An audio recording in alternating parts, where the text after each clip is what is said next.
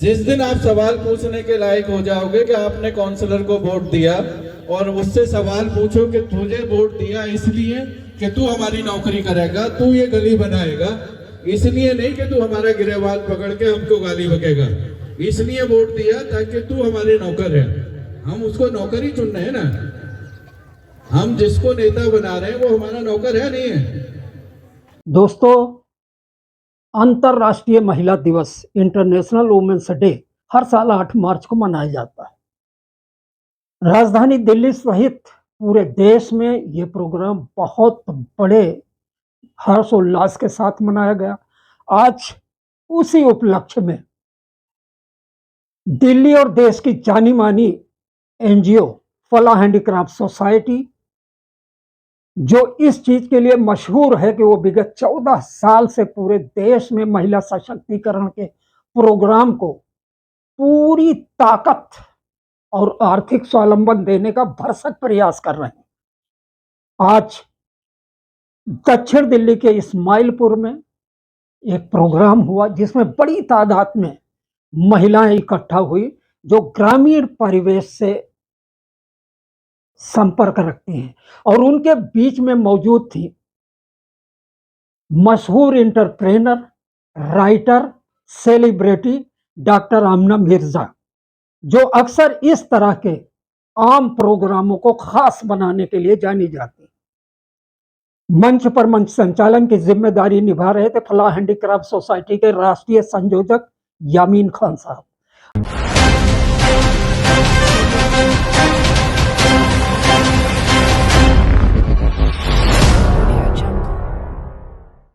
थका हारा जो आता हूँ तो हर गम भूल जाता हूँ, थका हारा जो आता हूँ तो हर गम भूल जाता हूँ,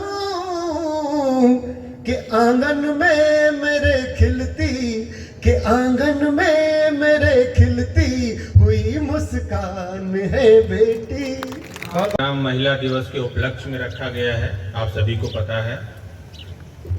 और हमारे यहाँ इकट्ठा होने का मकसद ये नहीं है कि हम साल में सिर्फ एक बार 8 मार्च को महिला दिवस मना लें और उसके बाद पूरे साल हम अपने घरों में बैठे रहें। महिला दिवस मनाने का मकसद हम लोगों का ये होता है कि महिलाओं के अपने अधिकार क्या हैं, उन्हें जानने की ज़रूरत है कि हम क्या अधिकार हैं, हमें समाज में कैसे जाना है। और इस समाज के पुरुषों से खासकर मेरा निवेदन है कि महिलाओं को हमें मौका देना चाहिए कि वो घर की दहलीज से बाहर निकलें। और आप लोगों को पता है कि महिलाएं जब भी घर की दहलीज से बाहर निकली हैं उन्होंने इतिहास रचा है। सुनीता विलियम्स बनी हैं, सानिया मिर्जा बनी हैं। तो हमें ज़रूरत इस बात की है कि हम मौका दें, और ये मौका आपको फलाह हैंडीक्राफ्ट सोसाइटी यामीन खान साहब द्वारा दिया जा रहा है। ये बहुत बड़ी बात है।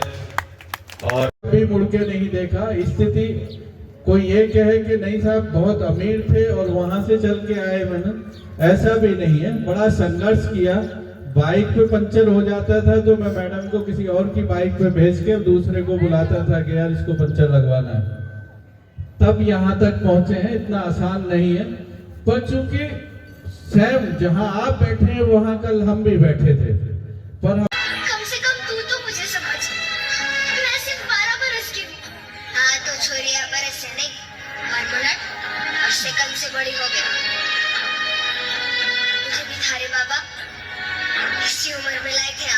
माँ, वो वक्त कुछ और था, ये वक्त कुछ और है माँ। बेटा, और तो का वक्त ना कभी बदला है ना कभी बदलेगा माँ।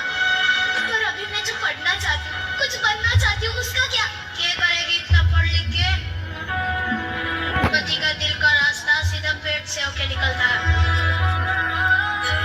बेटा, पानी और रसोई का गणित सीख ले, यही काफी है।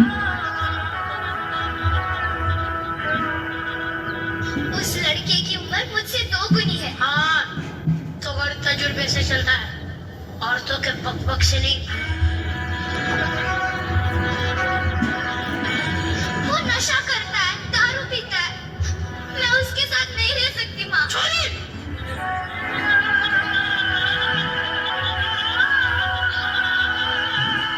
अब तो तारे मर्द को सिखाएगी कि घर बनेगा, अपनी आवाज अपने माँ की पल्लू की तरह नीचे कर ले और ससुराल जाने के लिए तैयार हो जा।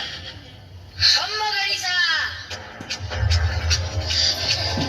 ये खम्मा गणेशा, राम राम, आयो पधारो पधारो। राम सिंह, सारी रस्में पूरी हो चुकी है, हम गुड़िया को लेने आए हैं। अपनी बेटी के विदाई के लिए तैयार हो जाओ। माँ, मैं नहीं जाना चाहती, नहीं जाना चाहती मैं। राम सिंह,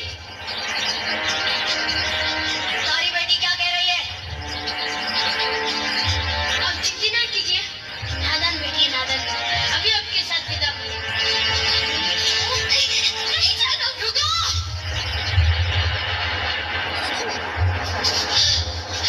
दीदी,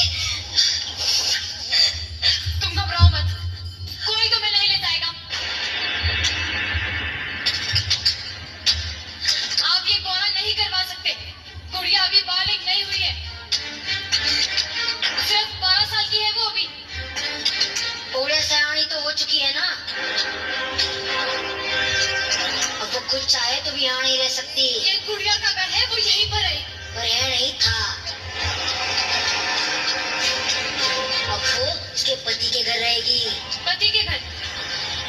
अजीब है ना, शादी होते ही एक लड़की अपने घर से पराई हो जाती है, और जिस घर के लिए वो पराई होती है, वो घर कभी उसे अपना बना ही नहीं पाता।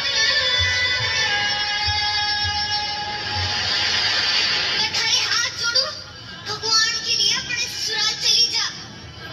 इसकी बात तो मिलना कमाल की बात है ना, जिस बच्ची को माँ बाप अपनी गुड़िया समझकर इतना बड़ा करते हैं, उसे दुनिया कितनी आसानी से अपना खिलौना समझ बैठती है।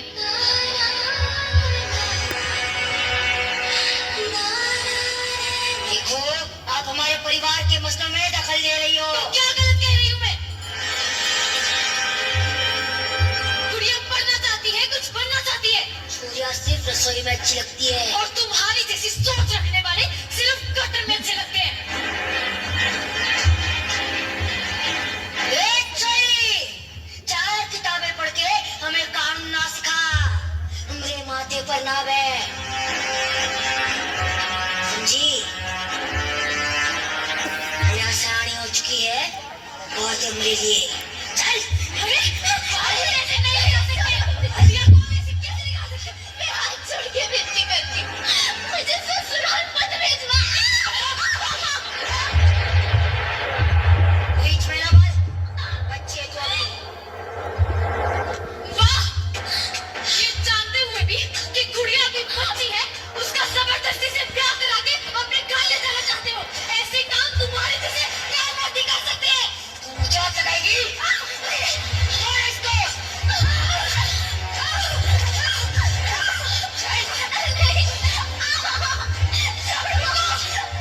मेरे होते गुड़िया को कोई नहीं ले जाएगा। ये रहे कोर्ट के ऑर्डर्स।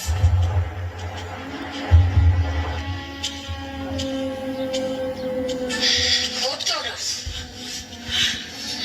दिखाइए। बाप रे, हम तो डर गए। ये हमारा गांव है, यहाँ पे हमारा कानून चलता है, समझी? चल। बंद करो ये नाटक। डॉक्टर कृति, आप ठीक तो है? जी। तुम्हें पता है ना, बाल विवाह एक कानूनन अपराध है और इसकी सजा जरूर होगी। चल, चल, चल।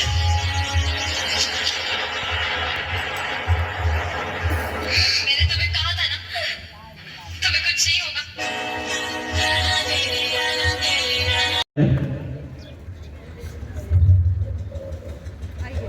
हम भी एक फूल दे सकते हैं।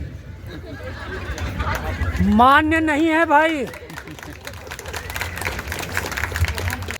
तो ये बहुत जरूरी है कि जहां आप बैठे हैं आपको मालूम होना चाहिए आपके अधिकार क्या है। घर से चल के यहाँ तक आ गए घर वालों ने भेज दिया, पर अब हमको जागरूक होना बहुत जरूरी है। हम जागरूक होंगे तभी हम अपने बच्चों को जागरूक कर पाएंगे।